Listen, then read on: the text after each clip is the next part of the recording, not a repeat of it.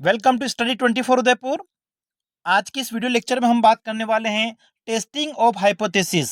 परिकल्पना परीक्षण से संबंधित कुछ मल्टीपल चॉइस क्वेश्चंस हैं जिसे हम डिस्कस करेंगे। ये आपके बहुत सारे जो कंपटीशन एग्जाम होते हैं जहां पे भी आपको परिकल्पना परीक्षण टेस्टिंग ऑफ हाइपोथेसिस से संबंधित क्वेश्चन पूछे जाते हैं, सिलेबस हैं उसके लिए। तो आज का हमारा वीडियो जो है वो आपके लिए यूजफुल होने वाला है। तो चलिए सबसे पहले क्वेश्चन को देखते हैं आज हम। परीक्षण के उद्देश्य से जनसंख्या के बारे में दिया गया कथन। ठीक है, एक स्टेटमेंट है जो किसके बारे में बनाया गया है? पॉपुलेशन के बारे में। किस पर्पस से? उसकी टेस्टिंग करने के पर्पस से। तो ये जो हमारा स्टेटमेंट होता है इसी को हम क्या कहते हैं? हाइपोथेसिस कहते हैं, परिकल्पना कहते हैं। ठीक है, परिकल्पना एक तरह से क्या होती है? जो पॉपुलेशन हमारा है उसके बारे में एक स्टेटमेंट दिया गया है जनरल में, उसका हम क्या करते हैं? टेस्ट करते हैं। अगर वो हमारा परीक्षण जो हमने किया है अगर वो ट्रू होता है, अगर वो सही होता है तो उसको हम क्या करते हैं? एक्सेप्ट कर लेते हैं, उसको हम स्वीकार कर लेते हैं। और अगर वो गलत होता है तो उसको क्या कर दिया जाता है? रिजेक्ट कर दिया जाता है। तो परीक्षण के उद्देश्य से जनसंख्या के बारे में कोई स्टेटमेंट दिया गया है उसको हम क्या कहते हैं? वो हमारी हाइपोथेसिस होती हैं। जैसे उदाहरण के लिए अगर हम मान लें कि एक समूह है, एक क्लास है, उसमें 50 विद्यार्थी हैं और उन 50 विद्यार्थियों का जो वजन है, वेट है, वो कितना है? माना कि 45 किलोग्राम है। अब इसको हमको टेस्ट करना है। अब हमने क्या मान लिया कि वो जो हमारा पॉपुलेशन है, समूह है, उसका मीन जो वेट है वो कितना है? 45 किलोग्राम है। और इसका हम क्या करते हैं? टेस्ट करते हैं। तो ये हमारा एक तरह से क्या हो गया? स्टेटमेंट हो गया। अब 45 किलो उनका वेट है या नहीं है उसके लिए हम क्या करेंगे? टेस्ट करेंगे। ठीक है, तो टेस्ट के लिए अलग अलग जो मेथड्स होती हैं, टी टेस्ट होता है हमारा, जेड टेस्ट होता है, उन टेस्ट का प्रयोग करके हम इसको क्या करेंगे? प्रूव करेंगे। ठीक है, अगर ये हमारा ट्रू हो जाता है तो इसको हम क्या कर लेंगे? स्वीकार कर लेंगे, एक्सेप्ट कर लेंगे। और अगर गलत होगा तो उसको क्या कर दिया जाएगा? रिजेक्ट कर दिया जाएगा। तो यहाँ पे आंसर आपका कौन सा हो गया? Option B. नेक्स्ट हमारा है सेकंड। यदि कल्पित की गई परिकल्पना को सत्य मानकर अस्वीकृति के लिए परीक्षण किया जाता है तो उसे क्या कहा जाएगा? ठीक है, हम क्या करते हैं? हमारी कोई हाइपोथेसिस होती है उसको हम एज्यूम करते हैं और फिर उसको हम टेस्ट करते हैं। किसके लिए? रिजेक्शन के लिए, कि वो सही है या नहीं है। तो उसके लिए जो टेस्ट किया जाएगा उसी को हम क्या कहते हैं? वो हमारी क्या होती है? नल हाइपोथेसिस होती हैं, शून्य परिकल्पना होती है, जिसको हम H0 या H0 से प्रदर्शित करते हैं। तो कल्पित की गई परिकल्पना को सत्य मानकर हम जो टेस्टिंग ऑफ हाइपोथेसिस करते हैं उसमें हमारा जो H0 होता है उसको हम क्या मान लेते हैं? कि हमारा क्या है? ट्रू है। और फिर हम उसके लिए क्या करते हैं? टेस्ट करते हैं। ठीक है, अगर वो सही होगा तो उसको हम क्या कर लेंगे? एक्सेप्ट करेंगे, स्वीकार कर लेंगे। और अगर वो गलत होता है तो उसको क्या कर लिया जाएगा? रिजेक्ट कर दिया जाएगा। ठीक है, अस्वीकृत कर दिया जाएगा। तो जो कल्पित की गई हमारी परिकल्पना होती हैं, ठीक है, उसको H0 जो हमारा होता है उसको हम हमेशा ट्रू मानकर ही उसका क्या करते हैं? टेस्ट करते हैं। किसके लिए? रिजेक्शन के लिए। तो करेक्ट आंसर आपका हमारा हो जाएगा ऑप्शन ए, नल हाइपोथेसिस। ठीक है, और इसके बाद में दूसरी जो हमारी परिकल्पना होती हैं वो हमारी कौन सी होती हैं? रिसर्च हाइपोथेसिस होती हैं।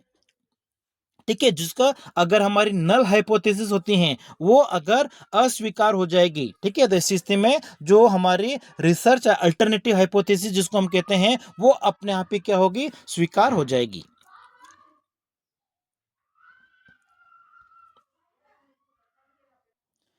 नेक्स्ट अगला है, एक कथन जिसकी वैधता वैलिडिटी का परीक्षण सैंपल नमूने के आधार पर किया जाता है उसको क्या कहा जाएगा? ठीक है, जो कथन जिसके हम वैलिडिटी का टेस्ट करते हैं उसको हम क्या कहते हैं? स्टैटिस्टिकल हाइपोथेसिस कहते हैं, सांख्यिकी परिकल्पना कहते हैं। चाहे ये हमारी नल हाइपोथेसिस भी हो सकती है, अल्टरनेटिव हाइपोथेसिस भी हो सकती हैं। तो जिसकी वैलिडिटी का हम टेस्ट करते हैं सैंपल के बेसिस पर, नमूने के आधार पर, उसको क्या कहा जाएगा? सांख्यिकी परिकल्पना कहा जाएगा। नेक्स्ट हमारा है, जनसंख्या वितरण को परिभाषित करने वाली परिकल्पना को क्या कहा जाता है? ठीक है, जो हाइपोथेसिस क्या करती हैं? पॉपुलेशन को डिफाइन करती हैं, उसको हम क्या कहेंगे? तो वो हमारी क्या होती हैं? मतलब वो आपकी हो जाएगी सिंपल हाइपोथेसिस होती है। और इसमें हमारे जो पैरामीटर की वैल्यू होती है वो स्पेसिफाई होती है एक तरह से। जैसे कि हमारा जो मीन वैल्यू है वो कितना है? हम एज्यूम कर लेते हैं, माना कि कितना है? 50 है।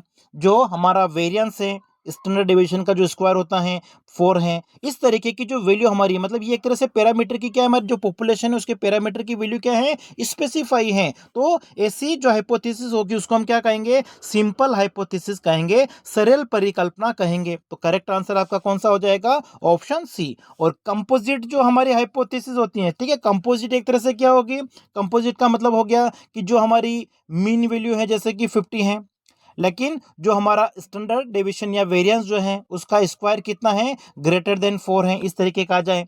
या यूं हो सकता है कि जो हमारी मीन वैल्यू है वो कितनी है, ग्रेटर देन 50 है, और जो हमारा वेरिएंस है वो कितना है, 4 है। इस तरीके की अगर हमको वैल्यू दे रखी होती है, ठीक है, किसी पैरामीटर की, मतलब एक फिक्स वैल्यू नहीं, यहाँ पे स्पेसिफाई नहीं है, ठीक है। यहाँ पे क्या लिखा हुआ है कि जो म्यू आपका है ग्रेटर देन 50, मतलब 50 से बड़ा है, 50 से बड़ा कोई भी वैल्यू हो सकती है। तो यहाँ पे देखो स्पेसिफाई वैल्यू भी है, ठीक है, और ये दोनों हैं, इसलिए इसको हम क्या कहते हैं, इसको हम कहेंगे कंपोजिट हाइपोथेसिस कहेंगे। तो यहाँ पे जो हमारा आंसर हो जाएगा वो कौन सा हो जाएगा, ऑप्शन हमारा सी।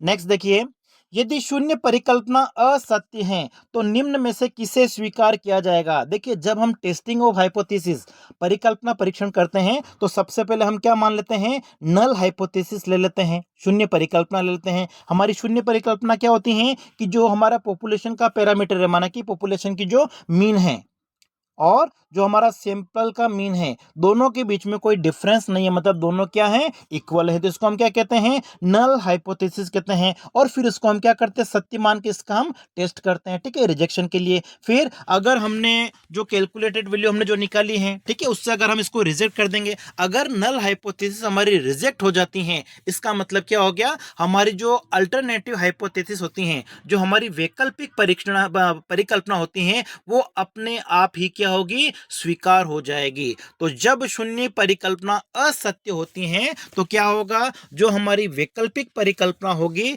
जिसको हम HA या H1 से डिनोट करते हैं, ये अपने आप ही स्वीकार हो जाएगी। तो करेक्ट आंसर यहाँ पे कौन सा हो जाएगा, ऑप्शन डी। और ये जो हमारी अल्टरनेटिव हाइपोथेसिस होती है उसको हम क्या कहते हैं, इसको हम कहते हैं रिसर्च हाइपोथेसिस भी कहते हैं, अनुसंधान परिकल्पना भी इसको हम कहा जाता है। नेक्स्ट देखिए, शून्य परिकल्पना के सत्य होने पर उसकी अस्वीकृति की संभावना को क्या कहा जाएगा। ठीक है, हमारी जो नल हाइपोथेसिस है वो क्या है, सत्य है, तो उसकी अस्वीकृति की जो संभावना होगी, मतलब उसके गलत होने की संभावना को हम किसके द्वारा बताते हैं, जो हमारा सार्थकता का स्तर होता है, लेवल ऑफ सिग्निफिकेंस होता है। जब हम हाइपोथेसिस की टेस्टिंग करते हैं तो उसमें हम क्या करते हैं, नल हाइपोथेसिस सबसे पहले हम सेट करेंगे हमारी, ठीक है, फिर हमारी अल्टरनेटिव हाइपोथेसिस हो जाएगी, उसके बाद में हम क्या करते हैं, लेवल ऑफ सिग्निफिकेंस हम बताते हैं। मतलब लेवल ऑफ सिग्निफिकेंस हमारा 1% भी हो सकता है, 5% भी हो सकता है, 10% भी हो सकता है, ठीक है, जनरली हमारा 1% या 5% होता है, मतलब उसमें गलत होने की संभावना कितनी है। तो जो अस्वीकृति की संभावना होती है उसको हम लेवल ऑफ सिग्निफिकेंस कहते हैं, और इसको हम अल्फा से डिनोट करते हैं। तो करेक्ट आंसर आपका यहाँ पे कौन सा हो जाएगा, ऑप्शन हमारा बी हो जाएगा। नेक्स्ट देखिए, वह बिंदु जहां शून्य परिकल्पना को अस्वीकृत कर दिया जाता है, जो हमारी नल हाइपोथेसिस है उसको हम रिजेक्ट कब करेंगे। तो देखिए, इसके लिए हम क्या करते हैं, जो हमारी जो हम टेस्टिंग यूज कर रहे हैं, चाहे वो टी टेस्ट है, जेड टेस्ट है, तो ये एक तरह से किसको बताते हैं, नॉर्मल डिस्ट्रीब्यूशन के साथ में संबंधित है। और इसका अगर हम कर्व बनाएंगे तो ये हमारा कर्व बनता है इस तरीके से, ठीक है, बेल शेप बनता है। अब देखिए, अगर ये टू टेल दो पूछ परीक्षण जिसको हम कहते हैं, टू टेल अगर टेस्ट है, तो हमारा जो रिजेक्शन का एरिया होगा, अगर हम सिग्निफिकेंस लेवल कितना ले रहे हैं, 5%, तो रिजेक्शन का जो एरिया होगा वो दोनों तरफ होगा, ठीक है, 5% का आधा इधर होगा 5/2, और आधा इधर होगा 5/2। और ये हमारी एक तरह से क्या होती है, यहाँ पे क्रिटिकल वैल्यू होती हैं। और ये हमारा क्या होता है, रिजेक्शन एरिया इधर भी होता है, और इस साइड में ये दोनों हमारा क्या है, रिजेक्शन एरिया है, अस्वीकृत जिसको हम कहते हैं, ठीक है। तो ये हमारी क्रिटिकल वैल्यू के ऊपर डिपेंड करेगा, ठीक है, क्रिटिकल वैल्यू से हम डिसाइड करते हैं कि हमारा अस्वीकृति वाला क्षेत्र कौन सा है। तो वह बिंदु जहां शून्य परिकल्पना को अस्वीकृत कर दिया जाएगा उसी को हम क्या कहते हैं, क्रिटिकल वैल्यू कहते हैं, क्रांतिक मूल्य इसको कहा जाता है। ऑप्शन हमारा डी करेक्ट है। अगला है, यदि क्रांतिक क्षेत्र समान रूप से वितरित हो, अभी मैंने आपको बताया था कि हमारा जो क्रिटिकल रीजन है दोनों तरफ अगर समान रूप से वितरित हैं, ठीक है, अगर हमारी जो लेवल ऑफ सिग्निफिकेंस कितना है 5%, तो 5% का आधा कितना होता है 2.5%, तो इधर हो गया, और 2.5% क्या हो गया इधर, और बीच का जो 95% एरिया है ये किसको बता रहा है कि जो हमारी परिकल्पना है उसको हम क्या करेंगे स्वीकार कर लेंगे, और संभावना क्या है 5% संभावना है कि उसको हम क्या करेंगे रिजेक्ट कर देंगे, अस्वीकृत कर देंगे। तो देखिए जो हमारा ये नॉर्मल डिस्ट्रीब्यूशन हमारा कर्व है इसके दोनों तरफ क्या बन गए, इसको हम क्या कहते हैं टेल कहते हैं, तो दोनों तरफ हैं इसलिए इसको हम क्या कहते हैं टू टेल टेस्ट कहेंगे, ठीक है। तो या आपका आंसर इसमें कौन सा करेक्ट हो जाएगा, ऑप्शन ए हमारा, कि यदि जो क्रांतिक क्षेत्र हैं वो समान रूप से वितरित है दोनों तरफ, तो ऐसे टेस्ट को हम क्या कहते हैं टू टेल टेस्ट कहते हैं, ठीक है। अगर एक ही तरफ वितरित होता है कि जो हमारा रिजेक्शन वाला एरिया है वो केवल या तो इस साइड में ही है, ठीक है, या तो ऐसा हो सकता है केवल एक राइट साइड में है, या फिर ऐसा हो सकता है कि केवल वो कहाँ पे है लेफ्ट साइड में है, केवल इधर ही है। तो ऐसा अगर टेस्ट होगा तो उसको हम क्या कहते हैं वन टेल टेस्ट कहते हैं। वो राइट भी हो सकता है लेफ्ट में भी हो सकता है, ठीक है, दाई और पूंछ परीक्षण भी हो सकता है और बाई और का पूंछ परीक्षण भी हो सकता है, जिसको हम क्या कहते हैं वन टेल टेस्ट कहेंगे। तो क्रांतिक क्षेत्र अगर समान रूप से वितरित होता है तो उसको कहा जाएगा दो पुंछ परीक्षण कहा जाएगा। ए ऑप्शन यहाँ पे आपका करेक्ट है। नेक्स्ट हमारा है कि परीक्षण का प्रकार निम्नलिखित में से किसके द्वारा परिभाषित किया जाता है, ठीक है, हमारी जो टेस्ट है वो किस प्रकार का है, मतलब टू टेल टेस्ट है या वन टेल टेस्ट है, उसको हम किसके द्वारा परिभाषित करेंगे। तो देखिए नल हाइपोथेसिस होती है उसमें तो हम क्या मान लेते हैं कि जो हमारे पॉपुलेशन का मीन है और जो हमारा सैंपल का मीन है दोनों के बीच में कोई डिफरेंस नहीं है, मतलब दोनों क्या है इक्वल, तो दोनों के बीच में इक्वल का साइन आ गया, इसका मतलब इससे हम निर्धारित नहीं कर सकते हैं, ठीक है, कि हमारा टू टेल टेस्ट है या वन टेल टेस्ट है। ये जो निर्धारित होगा वो किसके द्वारा होगा, हमारी अल्टरनेटिव हाइपोथेसिस जो होती है उसके द्वारा होगा। मतलब अल्टरनेटिव हाइपोथेसिस में हमारा क्या होगा कि जो म्यू म्यू की वैल्यू है वो क्या है हमारा जो सैंपल का मीन है उससे क्या है ज्यादा है, या तो इस तरीके से हो जाए, या फिर ऐसा आ जाए कि म्यू जो है मतलब नॉट इक्वल टू एक्स बार, मतलब ये वाली जब चीज आ जाती है इक्वल टू, मतलब दोनों जो हमारा पॉपुलेशन का मीन है और जो हमारा सैंपल का मीन है वो इक्वल नहीं है। इक्वल नहीं है का मतलब क्या हो गया, जो हमारा म्यू है वो एक्स बार से ज्यादा भी हो सकता है कम भी हो सकता है। तो जब हम कहते हैं कि दोनों इक्वल नहीं है, ठीक है, तो ये हमको बताएगा अगर इक्वल नहीं है इसका मतलब ये क्या बता रहा है टू वन टेल टेस्ट बता रहा है, ठीक है। तो यहाँ पे आंसर आपका कौन सा हो जाएगा, ऑप्शन हमारा हो जाएगा सी, कि जो वैकल्पिक परिकल्पना है वो बताती है कि हमारा जो परीक्षण है वो किस प्रकार का है, टू टेल टेस्ट है या वन टेल टेस्ट है, मतलब एक पुंछ परीक्षण है या दो पुंछ परीक्षण है, वो किसके ऊपर डिपेंड करेगा, वो हमारी जो वैकल्पिक परिकल्पना है अल्टरनेटिव परिकल्पना है जिसको हम एच ए या H1 से डिनोट करते हैं उसके ऊपर ये डिपेंड करता है। अगला देखिए, निम्न में से किसके द्वारा शून्य परिकल्पना परीक्षण का नियम अथवा सूत्र परिभाषित किया जाता है, ठीक है। कोई भी हम जैसे टेस्ट करते हैं हाइपोथेसिस का अगर टेस्ट करते हैं तो उसके लिए हम सबसे पहले क्या सेट करते हैं नल हाइपोथेसिस सेट करेंगे, फिर अल्टरनेटिव हाइपोथेसिस आएगी मतलब शून्य परिकल्पना होगी, उसके बाद में वैकल्पिक परिकल्पना होगी, उसके बाद में परीक्षण का स्तर लेवल ऑफ सिग्निफिकेंस हमारा क्या है वो करते हैं, उसके बाद में हम क्या करते हैं टेस्ट अप्लाई करते हैं, मतलब टी टेस्ट अप्लाई करना है आपको, ठीक है। टी टेस्ट हो सकता है हमारा, जेड टेस्ट हो सकता है, तो टी टेस्ट लगाना है जेड टेस्ट लगाना है, ये हम निर्धारित करते हैं, तो इसको हम क्या कहते हैं टेस्ट स्टैटिस्टिक कहते हैं, परीक्षण सांख्यिकी कहते हैं कि हम कौन सा फॉर्मूला यूज करेंगे। टी टेस्ट का यूज किया जाएगा, ठीक है, टी टेस्ट का यूज कब किया जाता है जब हमारे पास में एन की वैल्यू क्या है लेस देन 30 है, ठीक है। अगर एन हमारा क्या है लेस देन 30 है तो हम टी टेस्ट का प्रयोग करेंगे, अगर हमारा एन ग्रेटर देन 30 है तो हम किसका यूज करेंगे जेड टेस्ट का यूज करेंगे, ठीक है। ये हमारा क्या होता है टेस्ट स्टैटिक होता है, परीक्षण सांख्यिकी इसको हम कहते हैं। नेक्स्ट हमारा है एक परिकल्पना H0 मतलब H0 पर विचार करें जहां पे हमारे पास में एक पैरामीटर की वैल्यू कितनी दे रखी है इक्वल टू 5 है और H1 क्या है ग्रेटर देन 5। तो देखिए जब हमारा H0 से H1 ज्यादा होता है ठीक है, H1 की वैल्यू अगर ग्रेटर देन होती है, इसका मतलब हमारा जो टेस्ट है वो किस प्रकार का होगा, राइट टेल टेस्ट कहा जाएगा, उसको दाया पूंछ परीक्षण कहेंगे। मतलब हमारा जो रिजेक्शन एरिया होगा वो केवल राइट साइड में ही होगा, इस तरीके से। ठीक है, हमारा जो रिजेक्शन एरिया होगा वो केवल इसी साइड में होगा, तो इसको हम क्या कहते हैं, राइट टेल टेस्ट कहेंगे।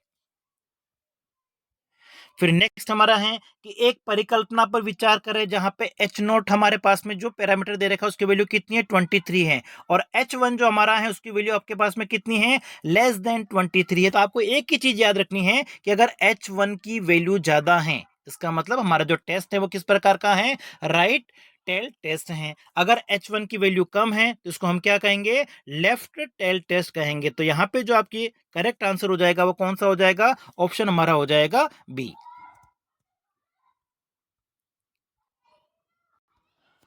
नेक्स्ट हमारा है प्रकार एक त्रुटि कब होती है, टाइप 1 एरर जो कब होती हैं। तो देखिए, जब हम हाइपोथेसिस सेट करते हैं, शून्य परिकल्पना होती है हमारी नल हाइपोथेसिस, तो उसको अगर हम क्या करते हैं, अगर वो ट्रू है, ठीक है, अगर वो क्या है, सत्य हैं, और उनको हमने क्या कर दिया, रिजेक्ट कर दिया। ठीक है, जब सही हमारी जो नल हाइपोथेसिस होती हैं, शून्य परिकल्पना होती है, वो सत्य होती हैं, लेकिन उसको अगर रिजेक्ट कर दिया जाता है, अस्वीकृत कर दिया जाएगा, तो ये किस प्रकार की त्रुटि कहलाएगी, टाइप 1 की त्रुटि कहलाएगी। तो करेक्ट आंसर आपका यहाँ पे कौन सा हो जाएगा, यहाँ पे हो जाएगा हमारा option A, we reject null hypothesis H0 if it is true. ठीक है, जब हमारी जो शून्य परिकल्पना है वो सत्य है, उसको हमने रिजेक्ट कर दिया, तो ये हमारी टाइप 1 एरर होती हैं। टाइप 2 एरर में क्या होता है कि जब हमारी जो नल हाइपोथेसिस है उसको हमने क्या कर दिया, एक्सेप्ट कर लिया।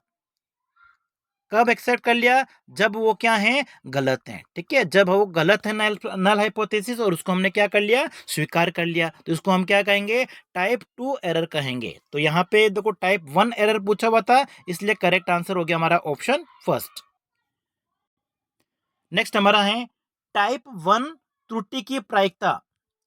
ठीक है, अभी हमने देखा था कि जो लेवल ऑफ सिग्निफिकेंस है वही एक तरह से किसको बताता है, प्रोबेबिलिटी ऑफ एरर। मतलब एरर जो है टाइप 1 की एरर को बताता है, जिसको लेवल ऑफ सिग्निफिकेंस जो हमने लिखा था। ठीक है, लेवल ऑफ सिग्निफिकेंस को हम किससे डिनोट करते हैं, अल्फा से, और अल्फा ही एक तरह से क्या है, टाइप 1 त्रुटि को बताता है। ठीक है, टाइप 1 त्रुटि का मतलब क्या हो गया कि जो हमारी नल हाइपोथेसिस है वो क्या है, ट्रू है, लेकिन उसको हमने क्या कर दिया, रिजेक्ट कर दिया। इसकी जो प्रोबेबिलिटी होगी उसको हम अल्फा से डिनोट करते हैं। ठीक है, तो ये आपका हो जाएगा ऑप्शन सी, अल्फा हमारी एक तरह से क्या है, लेवल ऑफ सिग्निफिकेंस है। जैसे लेवल ऑफ सिग्निफिकेंस अगर किसी क्वेश्चन में आपके पास में 5% है, इसका मतलब प्रोबेबिलिटी अगर देखोगे आप तो ये कितना हो जाएगा, 5% का मतलब हो जाएगा 5/100, और 5/100 का नंबर कितना आएगा, 0.05। तो ये आपकी क्या है, प्रोबेबिलिटी है। ठीक है, तो ऑप्शन हो जाएगा हमारा सी यहाँ पे। अगला हमारा बहुत सिंपल सा क्वेश्चन है कि जो वैकल्पिक परिकल्पना होती हैं उसको क्या कहा जाता है। वैकल्पिक परिकल्पना मैंने आपको ऊपर ही बता दिया था कि जो हम टेस्ट करते हैं तो दो हम परिकल्पना मानते हैं। सबसे पहले हम क्या लेते हैं, नल हाइपोथेसिस लेते हैं, जिसमें हम क्या मान लेते हैं कि जो हमारा पॉपुलेशन है और सैंपल की जो वैल्यू है दोनों के बीच में किसी प्रकार का कोई डिफरेंस नहीं है, ये हमारी नल हाइपोथेसिस होती हैं। फिर जो हमारी दूसरी हाइपोथेसिस उसको हम क्या कहते हैं, अल्टरनेटिव। अच्छा, नल हाइपोथेसिस हम लिखते हैं H0 से लिखते हैं।